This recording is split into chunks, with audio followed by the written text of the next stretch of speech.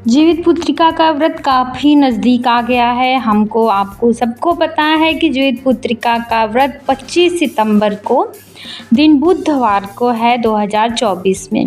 तो इस पूजा की जो विधि है ना, वो सबको तो पता होती है, लेकिन कुछ लोग ऐसे हैं जो अभी उठाने वाले हैं व्रत को, तो उनको लोगों को कुछ बातें नहीं पता होंगी। तो बस यह वीडियो उन्हीं लोगों के लिए है। तो इस वीडियो को पूरा ज़रूर देखिए, आपको अच्छे से पूरी जानकारी ज़रूर प्राप्त हो जाएगी।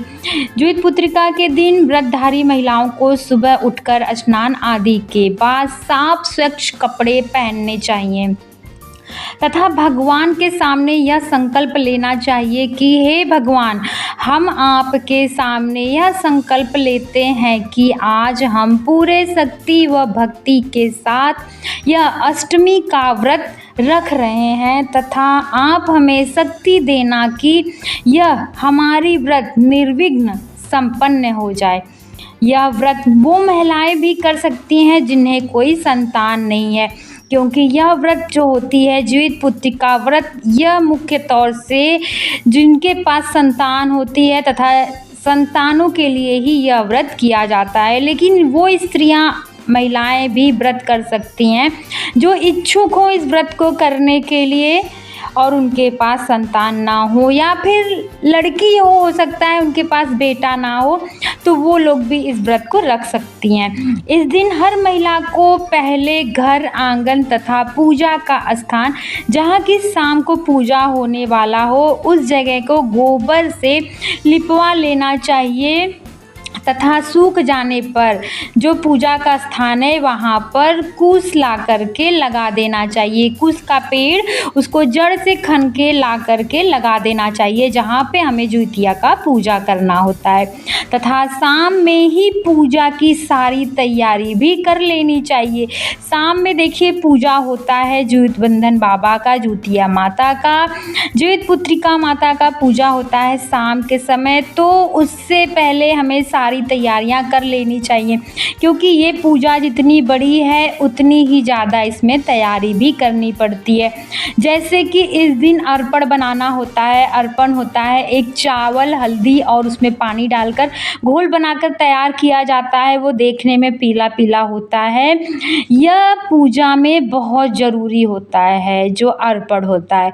जो लोग जानते होंगे उनको मैं नहीं बता रही हूँ, जो लोग नहीं जानते हैं वो ध्यान दें कि चावल, एक मुट्ठी चावल को लगभग 2-3 घंटे पहले भिगो कर रख देना चाहिए।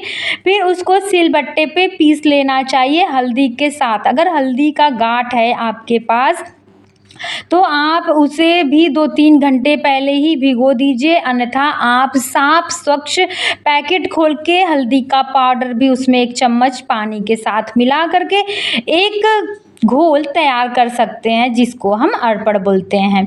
वो घोल आपको बना करके रख लेना है अपने पूजा की थाली में तथा साथ में 16 तागों वाला धागा एक आता है जिसमें ज्योतिया माता को गुहा जाता है। जैसे हमारे यहाँ शादी विवाह बच्चे होते हैं तो हर शुभ अवसर पर हम ज्योतिया माता को बनवाते हैं। तो ये हर साल पूजा के समय एक साफ जो 16 तागों वाला धागा आता है उसमें गुहा जाता है।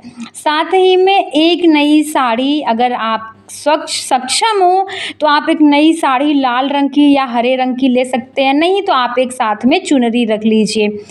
और नारियल प्रसाद के लिए, भोग के लिए जो भी आप मिष्ठान वगैरह मंगा रहे हो या फिर घर पे पूड़ी हलवा बना रहे हो, फूल माला तथा धूप दीप, और हम लोगों के यहाँ ना चना, मटर और खड़ा उड़द डालकर भिगो करके रखा जाता है और वो भी चढ़ता है।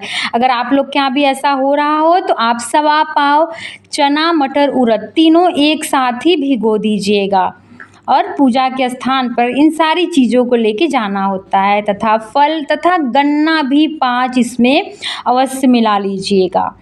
बिना गन्ने का यह पूजा नहीं होता है तथा जो भी शुभ मुहूर्त हो उस समय आपको पूजा स्थान पर पहुंच जाना है तथा मन से, शक्ति से, भक्ति से आपको पूजा करना चाहिए। पूजा करने के बाद कहानी भी सुननी होती है। कहीं कहीं कहानियाँ इसमें एक होती हैं और कहीं कहीं पर 8 कहानियाँ होती हैं। कहानियाँ सुनने के बाद आरती की जाती है। आरती करने के बाद क्षमा अवश्य मांग लेनी चाहिए कि हे माता, हमारी पूजा में अगर कोई त्रुटि हो गई हो तो हमें क्षमा अवश्य कर दी। पूजा जब हो जाए तब जो हमने कूश का पेड़ लगाया है उस पेड़ में एक हाथ से गांठ भी लगानी होती है पूजा के पश्चात, और गांठ भी उतनी लगाई जाती है जितना कि जिसके पास संतान हो। कहने का तात्पर्य यह है कि जो व्रतधारी महिला है अगर उसके पास 2 बेटे हैं तो वह पेड़ में 2 गांठ लगाएगी। तो फिर ये गांठ लगा करके ये भी पूजा की विधि को संपन्न करना होता है। फिर अपने दीपक को, जो कि हमने दीपक जीवित पुत्रिका माता के पास जलाया था, वह दीपक लेकर के हमको घर आना पड़ता है। तो उस दीपक को लेकर के घर आया जाता है। फिर उस दीपक को अपने पूजा वाले घर में रख दिया जाता है और उसमें थोड़ा बहुत तेल, घी, जिस भी चीज़ का आपने दीपक जलाया हुआ है उसमें और डाल देना होता है ताकि वो घर आने के बाद 2-4 घंटे और दीपक जले या फिर आधी रात्रि तक वह दीपक जलना चाहिए। फिर उसके बाद अगले दिन नवमी का दिन आता है, उस दिन पारण किया जाता है। लेकिन पारण से पहले चना दाल की पूड़ी बनाकर बाहर रखा जाता है। जिनकी सास वगैरह नहीं होती हैं वह व्रतधारी महिला पारण, जैसे कि सुबह 4 बजे 5 बजे भोर में उठेंगी तो वो चना 5 ठो चना ऐसे खड़े पानी के साथ घोटना होता है। फिर उसके बाद आकर के वो पूरा भोजन वगैरह बनाएंगी अपने किचन में। इस दिन दाल की पूड़ी बनती है, तो दाल की पूड़ी बना करके और चावल और दूध और गुड़ से मिलाकर बखीर बोला जाता है, वो बनाया जाता है। तो ये दोनों चीज़ों को बाहर रखा जाता है। तो उन्हें कौआ या चिल को खिलाया जाता है। कहने का तात्पर्य ये है। तो जिनको पता होगा उनको तो पता ही होगा, तो जो लोग पहली बार कर रहे हैं मैं उनके लिए बता रही हूँ। तो ये आपको बाहर रखना होता है। उसके बाद आप आएंगे, उसके बाद ही आप अपने मुंह में कुछ अन्न का दाना डालेंगे। तो ये होती है व्रत की जो पारण वाली विधि होती है, और पारण वाले दिन ही चिल्ल के दर्शन भी किया जाता है।